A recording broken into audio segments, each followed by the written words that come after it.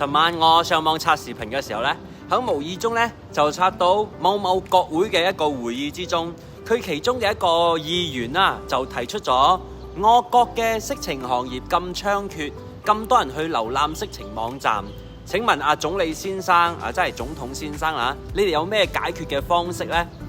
嗰個總理呢就講咗句：呢個好似係全世界都面對緊嘅問題喎，但係你冇得怪㗎喎，呢樣嘢係帶俾人類歡樂喎。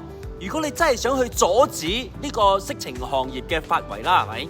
你一定要做出一樣嘢，係令人哋覺得睇呢個色情網站嘅時候一啲都唔開心嘅，或者係冇你所創出嚟嘅嘢咁開心。喺咁嘅情況下，你有冇發覺啦？喺我哋身邊啊，其實有好多人啊，都會批評同埋講出你嘅不是，但係從來都唔俾解決嘅方法嚟嘅。都有咁樣類型嘅人嘅，喺佢生活上或者工作上，更視乎係感情上遇到問題嘅時候啦，佢會走嚟問你意見嘅。嗱，你分析咗一大輪，同佢講咗佢應該點樣做之後啦，冇所謂，佢會講 OK， 就咁樣啦。我聽住先，之後佢就消失咗啦。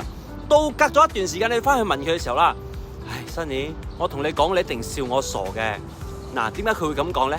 因為之前我已經分析咗，你咁樣做係會做錯嘅。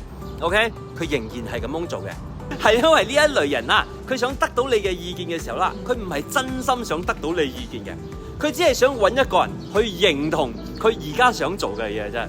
老實講，冇問題嘅。如果你真係想同呢種人繼續做朋友嘅話，好簡單嘅啫。每當佢走嚟問你意見嘅時候啊，你順住去，你就講：咁你想點啊？